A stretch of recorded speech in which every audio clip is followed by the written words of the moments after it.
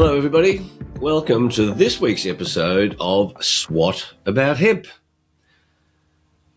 I'm one of your co-hosts, Charles Kovess, based in Melbourne, Australia. I'm the president of the Australian Industrial Hemp Alliance, the peak national body for hemp in Australia.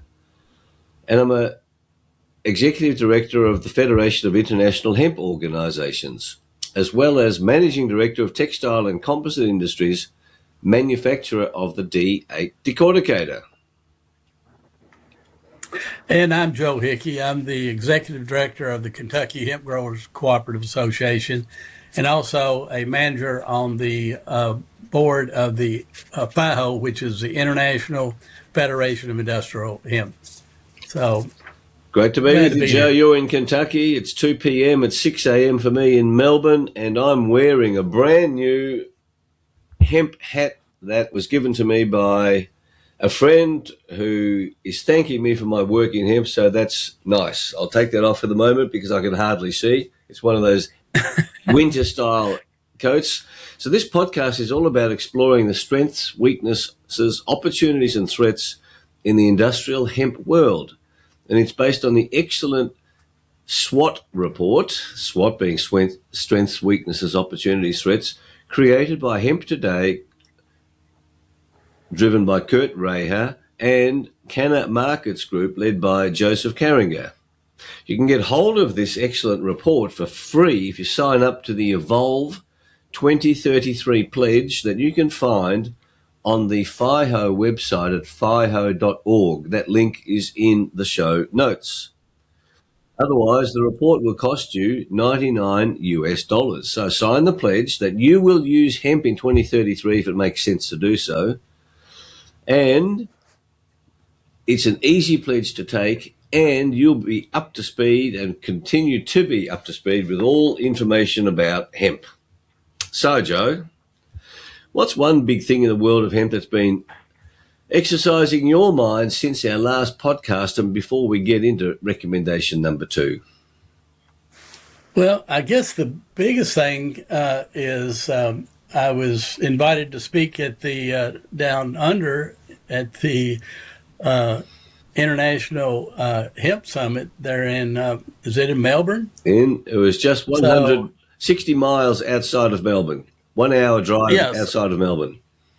Yeah, so I got to sit and kind of give a rendition of a little of what was happening in Kentucky, and about the innovations that are going to create the next generation of opportunities in the worldwide industry. So that was really exciting, and I'm glad to be able to kind of spread the information out, and if people know about the history and what's happened before, they can kind of it helps them get a vision of what should happen in the future. So it's it was a lot of fun, and thank you for inviting me, Charles. Well, it was great to have you. I was in the audience. You spoke on the Thursday of the conference of the Global Hemp Summit. I spoke on the Friday, but I was live. You were zoomed in, and the Zoom worked very well, Joe. And the Global Hemp Summit was primarily focused on construction, materials, and regulatory and political matters. And it was some amazing presentations. It also covered a fair bit on fibre. So it was a most useful conference. It was great to be there. There were about 100 registrants in person. And, of course, as usual with most conferences, it's the accidental collisions of ideas when you're with somebody having a cup of coffee with them that leads to some interesting opportunities, and that certainly happened. So whilst you didn't have to travel from Kentucky to Melbourne, I'm sure you wanted to. That's what I was getting ready to say. It was great being with everybody, virtually, but I sure would have liked to have been there in person. But that time change is horrendous, and it takes a while to get over that. So it only took me 20 minutes or 25 minutes for the presentation. That wouldn't even got me to the airport. Very good. There, so. Very good. But you prepared very well, and it was a most enjoyable presentation. So you're a very good speaker, Joe. So well done. Now let's get into exploring the next recommendation of the 10 recommendations in this SWOT report. And we're up to this, whilst this is show number 3, we're up to recommendation number 2. And I'll read out this short recommendation and then we'll unpack what this means. Number 2 recommendation of this report is to capitalise on hemp's sustainability credentials. The recommendation is to promote hemp as a key player in carbon sequestration, eco-friendly construction, and sustainable textiles. Highlight measurable environmental benefits in our marketing and advocacy to align with consumer and policy maker priorities. So, Joe, tell us about what your thinking is on hemp's sustainability credentials. What's your perspective on this? Well, I think what we have to do, Charles, is go back to, the carbon, we call it carbon sequestration, but it was the carbohydrate economy that we all lived in for centuries, for millennia. And so when we switch from a carbohydrate economy to a hydrocarbon economy, I think that was where, we kind of got off track as far as, when it comes to the importance of carbon sequestration and sustainability. It's a deep rabbit hole to go down because, what we're dealing with right now is hydrocarbons that are going to be with us for hundreds of years. Plastics that are made from it, all this stuff that's made from the hydrocarbons are going to be with us for a while. If we used carbohydrates, cotton, linen, flax, hemp, in our production, there was it was back in the 30s. Henry Ford, George Washington Carver, all of them belonged to what was called the chemistry movement. And the chemistry movement, what their vision for the Industrial Revolution was to be fed by for carbohydrates versus being fed by, hydrocarbons.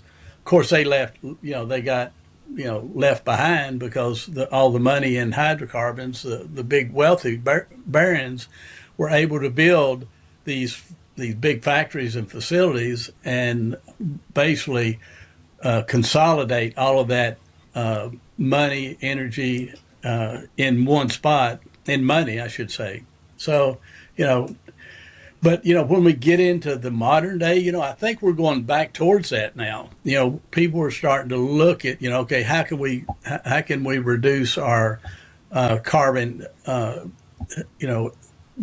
we're putting out into the atmosphere. I'll tell you something real quick that people will make them understand.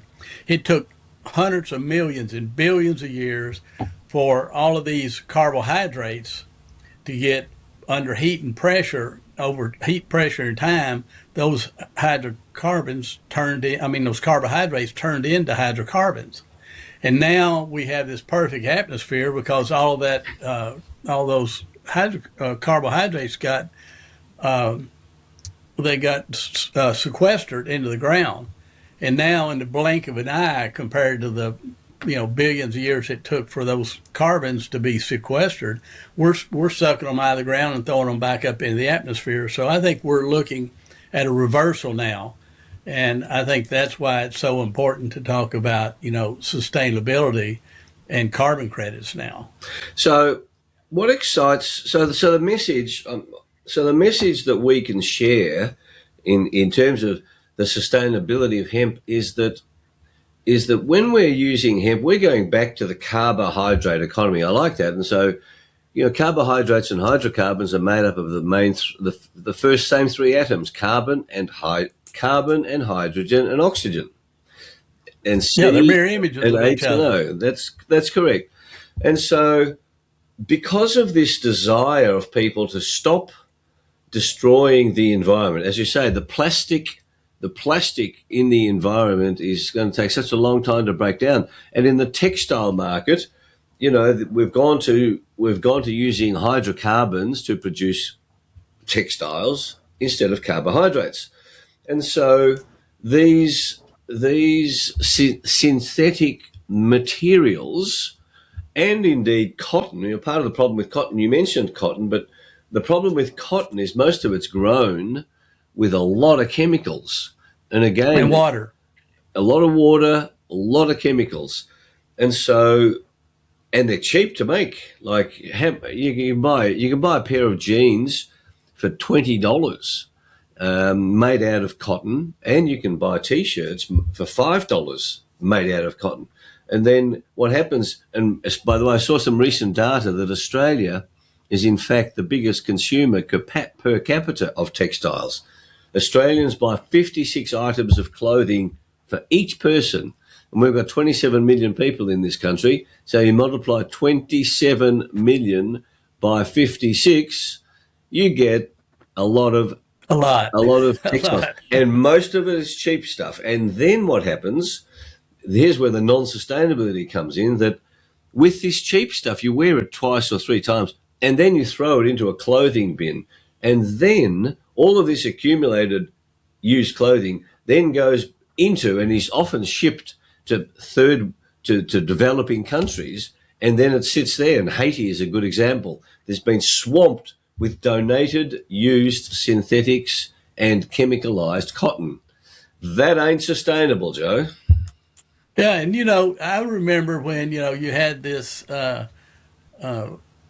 nylon shirts and polyester shirts, and back when smoking was like in vogue. You'd see people that had holes in their shirts and in their jackets and all the stuff that was made with with the hydrocarbons. So and now they say don't get on an airplane that is wear natural clothing. What cotton, hemp, linen. Don't wear synthetics, because if something happens on the plane, you know you'll go up in flames with the the synthetic clothing. So, Yeah. but So, to so, so, me, the, so the that's issue, so we've got this, the market, it seems to me, people talk about sustainability. And I think one of the good things that's happened, you and I might have different views about carbon in the atmosphere, but the fact is we certainly have an environmental problem. We certainly have a waste problem. We certainly have a problem of too much plastic in the environment. And I think the recommendation of this SWOT is that hemp can stop this pollution.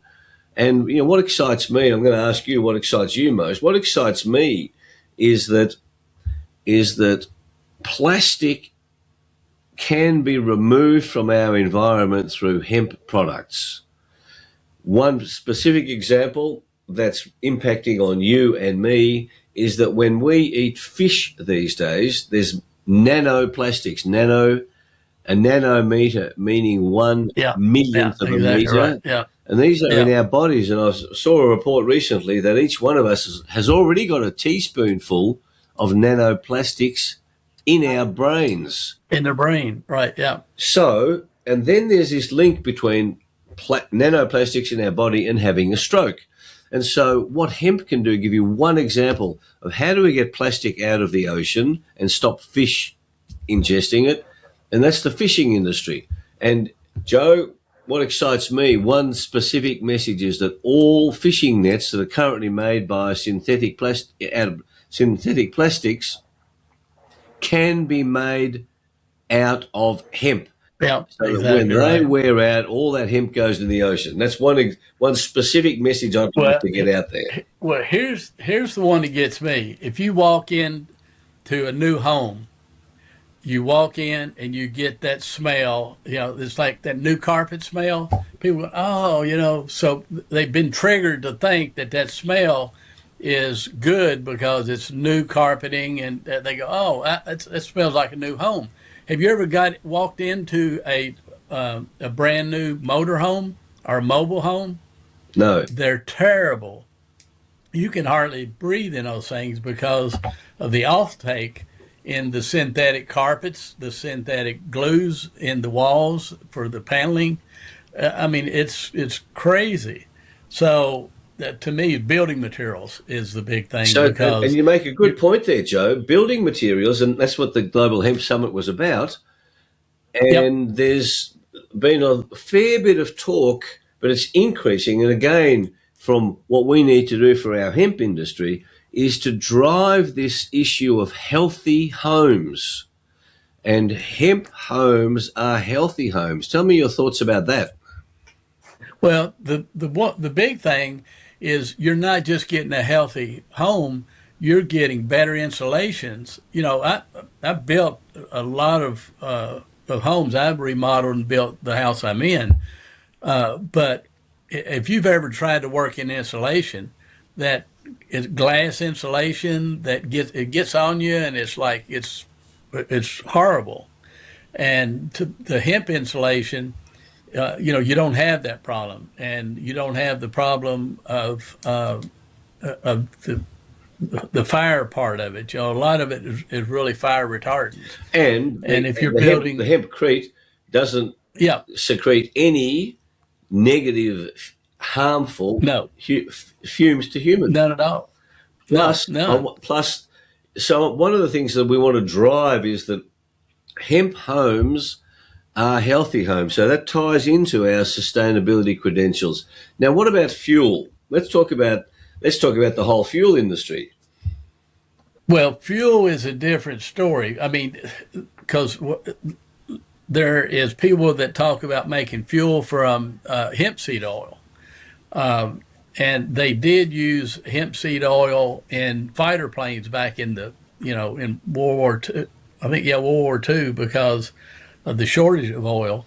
But you can use it as a lubricant, the seed part of it, but you really can't use it for a fuel because the oil right now sells for, I don't know, $20 a gallon. And it's meant for health uses.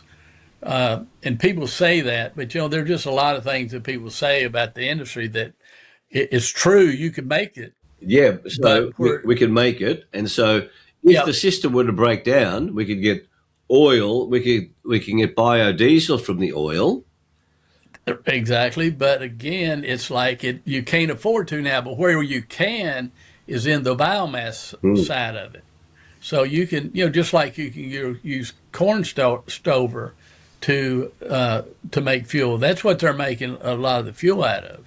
So there's that portion of it, but So to me, there's two issues. There's two issues, and that is, we could from hemp you can make ethanol, methanol, and ethanol to power machinery from the biomass, yes, right? yeah, And people to help people understand. Well, how can that be? Well, you've highlighted it beautifully between carbohydrates and hydrocarbons. They're the yeah, same three yeah, elements. And then methanol and ethanol are carbon, hydrogen, oxygen, and petrol is carbon, hydrogen, oxygen, isn't it? Or in America, you yeah. call it gas. Well, right, right. Well, the other thing is deforestation. We've lost. I think I forget what the number was. Like 95% of our forests in the United States have gone over the last 200 years, 250 years. So now we see plants more as a source of uptake of carbohydrate or hydrocarbons, and these hydrocarbon sinks or the carbohydrate sinks that are provided. And don't forget about the credits. You know, we're looking at farmers getting credits for doing something like biochar. Biochar locks up the carbon for over, I think they say, over 100 years. So there's just so many different places that we could go with this: plastics, biochar, insulation, flooring, uh, clothing. Yes, So it's an exciting example of flooring. So we don't have to use timber for flooring. Joe, tell us about what a wonderful company in Kentucky that solves that yeah, problem. yeah, it's Greg Wilson started this company years ago, and actually he started out with bamboo and switched over to hemp. But the thing that he's doing, he's making veneer for flooring and veneer for walls and stuff. And he's not using any. If you go in and buy some paneling at the the hardware store or one of the building supplies, you're going to end up, there's these glues that are in there are toxic. They off gas. So, we're talking about, making flooring and wall panels and stuff that, and not only that, he's making other things with it, kitchen utensils. It's crazy. It's what he can do. But That's right. So to me, it takes. the website for Greg Wilson's company is hempwood.com, one word, hempwood.com. And Yeah. you make an excellent point of the fumes that we get. Now, we're fast running out of time. Joe, We just started, Charles. We don't want, you and I could go for 3 hours, but we're not yet the Joe Rogan experience, and we don't want to overwhelm people with these ideas that you and I, well, you've been living this hemp game, if you watch the first episode, for 32 years. I've been 13 years, and you and I are so excited about the sustainability credentials of hemp. And that's what this recommendation is. We have to tell the world, and anyone watching this, they should tell their local politicians that hemp is the solution to the world's environmental problems. Yeah, and it's just a matter of public education, and that's kind of our job here. But to let people know that there's another way out. You have choices in what you're going to build, how you're going to build your house. You have choices in what you're going to buy for clothing. You've got choices, and those choices make a difference, not just for us, but for our children and our grandchildren and their children. So the choices we make today are going to affect generations to come, and it's just one choice at a time. You as a consumer can have a big part in making a difference in the sustainability for the future of our grandchildren and future generations. Beautifully said, Joe. And one of the bad choices that the attendees made at the Global Hemp Summit last week, even though we had hemp vodka for drinks at the end of the conference, in my presentation, I asked the 100 attendees, I said to them, everyone, please stand up. This was at the start of my presentation. And I said, I got everybody to stand up. I said, now, please remain standing if you are wearing any piece of hemp clothing. Right, this is a hemp conference. Right. If you're wearing any hemp clothing, otherwise sit down. So guess what percentage of the people in the room had one item of at least of hemp clothing that they were wearing? What percentage? 5%. 10%. It was shocking. And I said playfully, I'm disgusted. My point is this. Anybody, if you go to a hemp conference, wear hemp. And if there were 100 people wearing hemp at that conference, and then there's this demand of the people going to this conference, I have to buy hemp clothing because I'm going to a hemp conference. We should not allow people to go to a physical hemp conference, Joe, unless they're wearing hemp. So that's the message I'm going to close with. Wear hemp clothes when you go to a hemp conference, and the organisers should actually promote that. And that's one of the ways to drive market demand, as you say, so that the retailers start to go, gosh, because retailers will stock anything that sells, provided it's legal. Right. So, well, I guess that's a good way to end it, Charles. And it's been another great session. I'm looking forward to number 3. Excellent. Joe, great to be with you. Next week we'll be unpacking recommendation 3, which is to foster transparency and data sharing. We will unpack what that means. Thanks, everybody, for watching or listening. And if you haven't watched episodes 1 and 2, go back and check them out. And we hope to have you along on the hemp train. Thanks, Joe. Great to be with you. Yeah, come back and see us. Good Thanks, everybody. Thank you. Bye. Take care.